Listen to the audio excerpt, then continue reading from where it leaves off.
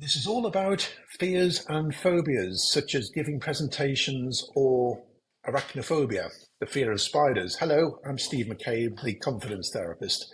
So, I'm going to give you a brief introduction to how we operate and why we do what we do and what can be done about it. First of all, just to give you some background. So, we're made up of two parts, the conscious brain and the unconscious brain or mind. So the conscious part is what decides for you what you're going to wear for work, what's for dinner tonight, anything that's sensible and decision making related. The unconscious mind relates to everything that is unconsciously learned. So this is the more primitive and emotional part of our brain, and it relates to anything that will keep you safe. So this is very much a part of you that is running at 90% of your day and my day, keeping you safe, and it's doing this for the majority of the day. So only 10% of your day is run consciously. The other 90% is run unconsciously. So if you think about it, trying to drive a car, trying to decide how to sit down on a chair, how to climb up onto a bus, would just be overwhelming if you didn't have learned behaviors that are just filtered and you do what you have to do through learned experience. And this is the role of the unconscious mind. It's emotional and primitive and also makes mistakes. So a good example is when you're at school as a child and you have an opportunity to present to the class or to read out the times tables from memory, and you make a mess of it, as we all do. But the class starts laughing. Now, at the time, that was horrific for you. And looking back, it is so innocuous, so harmless that you wonder why at the time you felt so humiliated. Well, that's the role of the unconscious mind, because the unconscious looks for any match in pattern between what happened as a 10-year-old doing your times tables and what could happen today. For example, you've been asked by your colleague to give a presentation. If that match is strong enough between what happened as a child and what you're facing today, it could trigger feelings of high emotion, anxiety, worry that you'll recognize. So occasionally that match goes wrong. And although the positive intention of your unconscious mind is a good one, the behaviors that it drives don't serve you very well sometimes. So that positive purpose is something to be aware of. So let me just give you an example. As a caveman or cavewoman, thousands and millions of years ago, the whole business of keeping us protected and alive was the role of the unconscious mind. If you had to make a conscious decision to move out the way of a saber-toothed tiger that was fast approaching, you would probably end up being lunch for that particular animal. So over time, you've developed an unconscious recognition that the saber-toothed tiger is highly dangerous. And we've developed that over time. Sound of sirens in the high street warn you to the advance of emergency vehicles.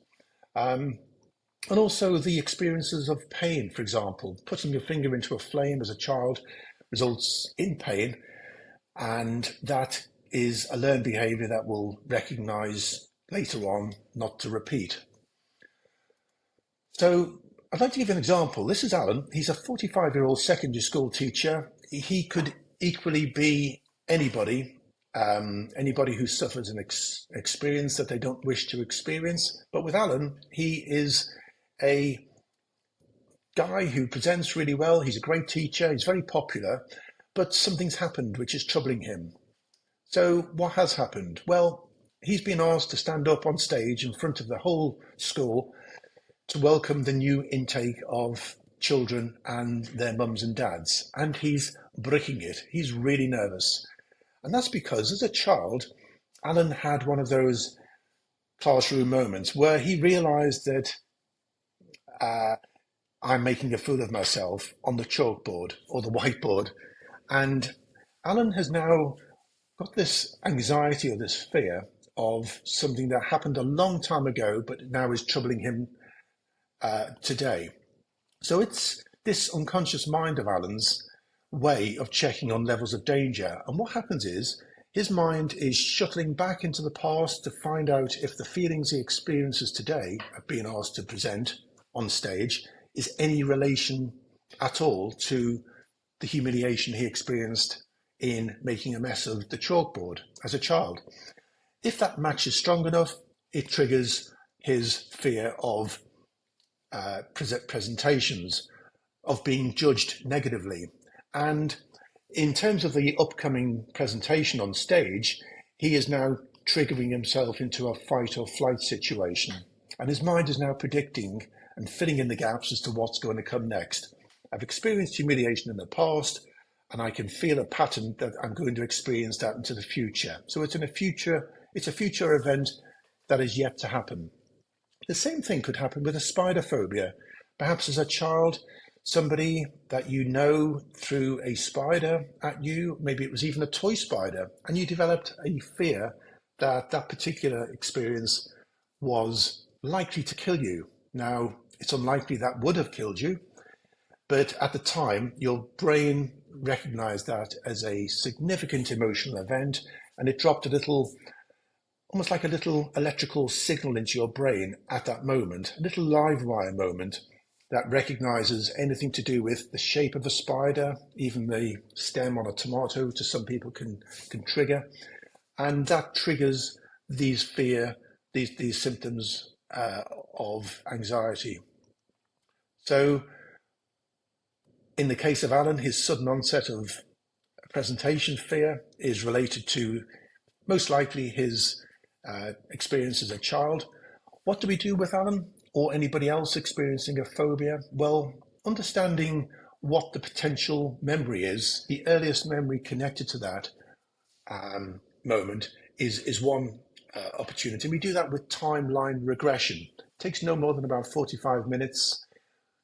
It's conversational. There's no trance induction, anything like that.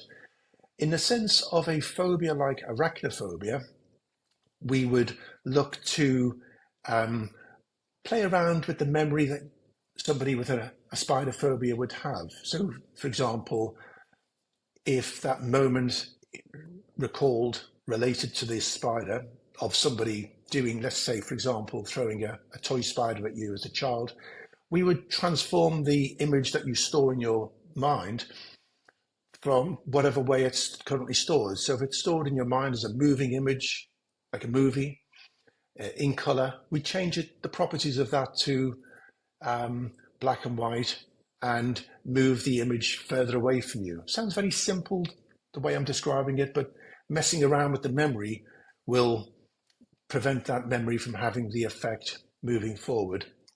Getting back to Alan, his significant emotional event was that classroom moment. His mum was also in hospital and is likely not to be coming out. She's very poorly. Again, another significant emotional event. And Alan, now related to those two experiences, is now being